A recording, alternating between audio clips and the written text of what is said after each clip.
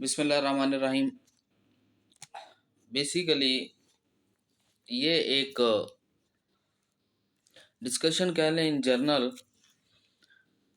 कि हमारे यहाँ कॉन्स्टिट्यूशन ऑफ पाकिस्तान को एक कह लें कि खिलौना बना दिया गया है। और ये जो आपकी 26वीं आईनी तरमीम की गई उसके अंदर इसका जितना हुलिया बिगाड़ना था वो बिगाड़ दिया गया। और मैं अक्सर कहा करता हूँ कि कॉन्स्टिट्यूशन ऑफ पाकिस्तान जो है वो अप्रैल सन 2022 के बाद deem to be suspended, because कोई भी काम उसके अंडर नहीं हो रहा। और सबसे बड़ी बात है कि हमारा उसके सबसे पहला चैप्टर क्या होता है, फंडामेंटल राइट्स का। उसकी हालत आप पाकिस्तान के अंदर देख सकते हैं क्या है। By the way, it's not my topic right now. I gonna talk about the resignation of KP chief minister. Ali Amin Gandapur अपना रेजिग्नेशन देता है और रेजिग्नेशन को 8-10 दिन हो जाते हैं। और जो उनका गवर्नर है, जिसका इस हिस्ट्री में स्वाय डाकिया के कोई कह लें कि पावर ही नहीं है कॉन्स्टिट्यूशन के अंडर। आल दो इस कॉन्स्टिट्यूशनल पोजीशन, बट उसकी एक डाकिए जितनी हैसियत है। और उसका काम क्या है, वो ना तो किसी एग्जीक्यूटिव के काम को, ना किसी पार्लियामेंट की काम को या असेंबली के किसी लॉ को वो डिनाई कर सकता है, वापस भेज सकता है। अगर 2/3 मेजोरिटी से फिर आ जाए तो वो automatically consider to be accepted. और अगर वो कुछ कुछ केसेस में ऐसा है कि वो एक्सेप्ट करे या ना करे, वो एक्सेप्टेड होता है। यानी उसने सिर्फ एक सिग्नेटरी पावर है। Now let's talk about the resignation of CM and election of new CM। 8-10 दिन हो गए हैं रेजिग्नेशन दिए हुए अली अमीन गंडापुर को। और जो गवर्नर साहब हैं वो जाके कराची बैठे हुए हैं और वहाँ से ट्वीट पे, सोशल मीडिया से, मैसेजेस पे, ईमेल पे ये बता रहे हैं कि जब मैं वापस आऊँगा तब इसकी हालत देखूँगा, आया कि मैंने एक्सेप्ट करना है या नहीं करना। Who are you? Who are you to discuss this one, or who are you to decide this one? Constitution of Pakistan के अंदर एक हमारे यहाँ एक आर्टिकल था जिसको टोटली ख़त्म कर दिया गया रिवाइवल ऑफ 1972 के अंदर, जो इसके रेजिग्नेशन की बात करता है और उसका एक प्रोसीजर देता था। लेकिन क्या होता है, वो ख़त्म होता है लेकिन इसका एक ही हिंट आता है। एक हिंट आता है, वो ये है कि आर्टिकल जो हमारे यहाँ है 138 जो है 130 आर्टिकल क्लॉज 8 का, वो क्या बताता है कि चीफ मिनिस्टर का एक ही शर्त है रेजिग्नेशन की, और वो है कि हैंड रिटन जो है वो उसका होना चाहिए रेजिग्नेशन। वहाँ उसकी कोई एक्सेप्टेंस नहीं लिखी कि आगे गवर्नर एक्सेप्ट करेगा नहीं करेगा, ठीक है। और उसकी मर्जी है या नहीं मर्जी, कोई लेना देना नहीं उस चीज़ से।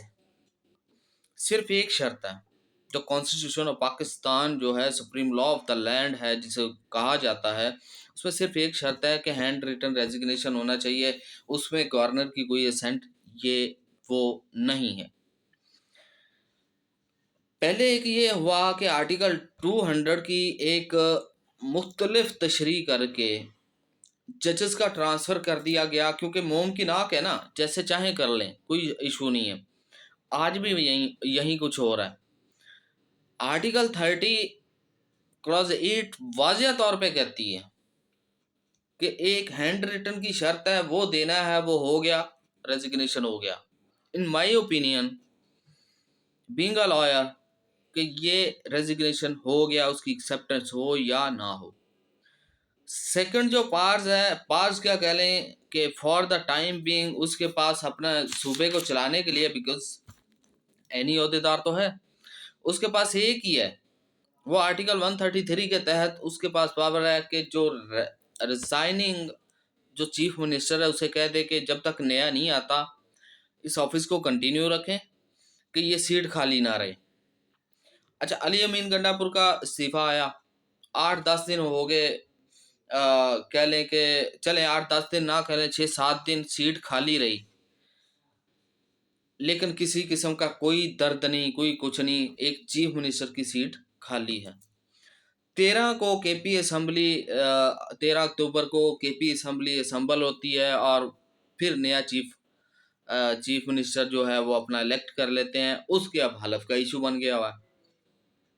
What's going on actually, what they are going to do this about this one, कि अच्छा, मैं ये अगर एक एक फॉर द टाइम बीइंग एक बात करें, तब भी हम ये गलत कहते थे, अब भी गलत कहेंगे, कि जब एक हमजा शबाज शरीफ का ओथ होना था पंजाब के अंदर, और गवर्नर थे उस वक्त हमारे जो पीटीआई के थे, सरफराज चीमा साहब, वो ओथ नहीं ले रहे थे। कोर्ट ने इंटरवीन किया और वहां पे उसे कहा कि अगर गवर्नर नहीं लेगा तो स्पीकर ले लेगा ओथ।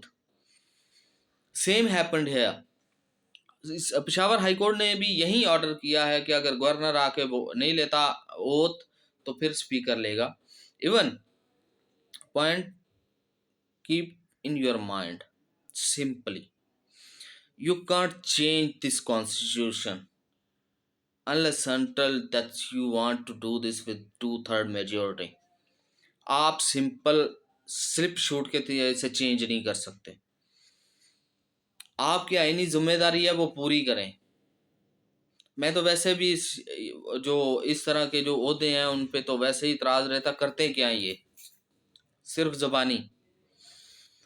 ठीक है, अब वो इतने दिनों से केपी का गवर्नर है, केपी में चीफ मिनिस्टर की सीट खाली है, 8 दिन से वो जहाँ के कराची बैठा हुआ है।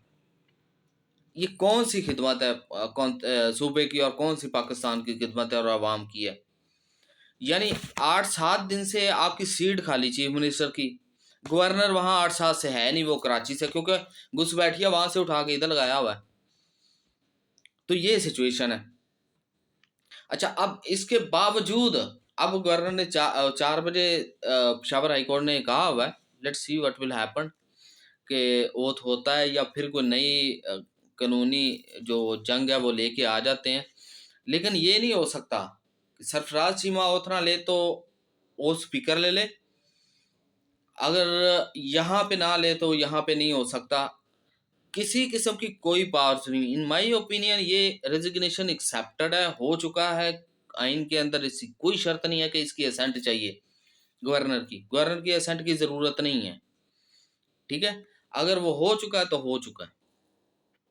Let's see what will happen, कि अभी तो 4 बजे देखते हैं, आज का शायद ऑर्डर है, तो क्या होता है कि नया हुक्म आता है बिलावल के बकौल कुछ लोगों के, बिलावल ने कहा भी है जाके ओथ लो जाके, तो देखते हैं।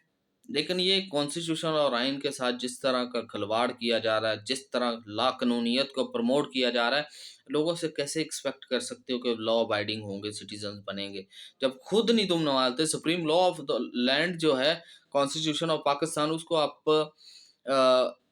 जब चाहे रोंद के चले जाते हो। तो सोचना पड़ेगा इसके बारे में। ये ज़रूरी नहीं है कि आप हुकूमत में है तो आपको कुछ ना याद रहे, ना लॉ ना कॉन्स्टिट्यूशन ना कुछ, लेकिन जब हुकूमत से बाहर आए तो हर चीज़ आपको याद आ जाए। कॉन्स्टिट्यूशन भी था, फंडामेंटल राइट्स पे थी, क्रिमिनल लॉ भी था, सिविल राइट्स भी थे, ये सब आ जाए। ये तो हमारे यहाँ एक कह लें कि मजाक बना हुआ है, जो गवर्नमेंट में होता है उसे सब सब कुछ रोंद के चला जाता है। जब बाहर होते हैं अपोजिशन में या ऐसा, तो सारा कुछ, सारा कानून याद आ जाता है, फंडामेंटल राइट्स भी याद आ जाते हैं। तो देखते हैं आगे क्या होता है। कोई नई अपडेट हुई तो इंशाल्लाह डिस्कशन करेंगे आपसे उसके बारे में। तो तब तक के लिए अल्लाह हाफ़िज़।